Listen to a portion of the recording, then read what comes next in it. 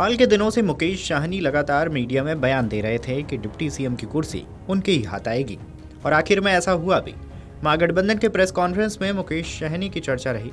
वजह deputy CM के पद को लेकर। यह सिर्फ संयोग नहीं है बल्कि पूरी रणनीति से पार्टी ने ये फैसला लिया है। आपको बता दें कि बिहार की राजनीति हमेशा से ही जाति आधारित रही है। बिहार के समीकरण में कब क्या हो इसका अंदाजा लगाना सही नहीं है, लेकिन साहनी को भी मिल रही फुल इज्जत इसी का कारण है। बता दें कि मुकेश साहनी मल्लाह जाति से हैं। इस जाति के लोग ज्यादातर गंगा किनारे के कई जनपदों में रहते हैं।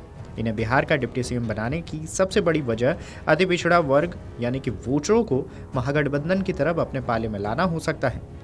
खबरों की माने तो बिहार में ईबीसी वोटर्स की कई सीटें हैं जिनका सबसे प्रमुख चेहरा मुकेश साहनी हो सकते हैं। इस बार बिहार में इंडिया ब्लॉक का नेतृत्व लालू प्रसाद यादव की पार्टी राष्ट्रीय जनता दल कर रही है। इसके अलावा महागठबंधन में कांग्रेस, विकासशील इंसान पार्टी, सीपीआईएम और सीपीआईएमएल, पशुपति पारस गुट की राष्ट्रीय लोक जनशक्ति पार्टी और झारखंड मुक्ति मोर्चा भी शामिल है। बहरहाल मुकेश साहनी को उप मुख्यमंत्री पद देने से एनडीए दल को भी कमजोर किया जा सकता है, जैसे कि बिहार में राजनीति का सबसे मूल आधार जाति है। ऐसे में पहले से ही डिप्टी सीएम पद किसी ऐसे को खड़ा करने से बड़ी तादाद में वोटर्स महागठबंधन की तरफ रुख करेंगे। ऐसा इसलिए क्योंकि बीजेपी ने लगभग 49 उम्मीदवार स्वर्ण समाज से चुने हैं। एनडीए द्वारा इस फैसले का सख्ती से सामना करने के लिए मुकेश साहनी जैसे चेहरों को तवज्जो देना आवश्यक माना जा रहा है। खैर, अब बात मुकेश साहनी की हो रही है तो आपको बता दें कि बिहार में 2020 में हुए विधानसभा चुनाव में 28 अक्टूबर 2020 से 7 नवंबर 2020 तक आयोजित किए गए। मतगणना 10 नवंबर को कराए गए। यह मुकाबला सत्तासीन एनडीए गठबंधन और महागठबंधन के बीच रहा। उस समय एनडीए में भाजपा, जेडीयू और वीआईपी शामिल रही, जबकि महागठबंधन में राजद, वामदल और कांग्रेस शामिल थी। साल 2020 में वीआईपी ने एनडीए में रहकर 11 सीटों पर चुनाव लड़ा।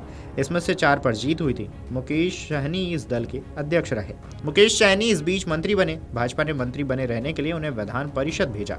राजनीति में अपनी महत्वाकांक्षा की चालाकी के लिए जाने जाते हैं।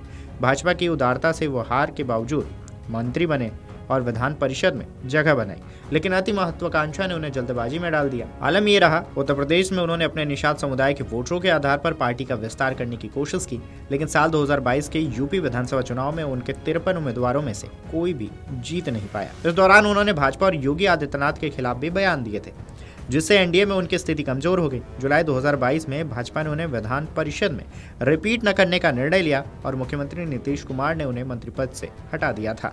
राजनीति सफर में साहनी कई बार महागठबंधन और तेजस्वी यादव के साथ जुड़े। 2019 के लोकसभा चुनाव में खगड़िया सीट पर हार मिली।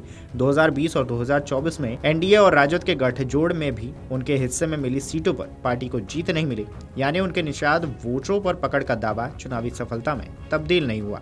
खैर, महागठबंधन के उप मुख्यमंत्री पद के उम्मीदवार घोषित होने के बाद विकासशील इंसान पार्टी के प्रमुख मुकेश साहनी पूरी तरह एक्शन मोड में आ गए हैं और लगातार प्रचार की तैयारियों में जुट गए हैं।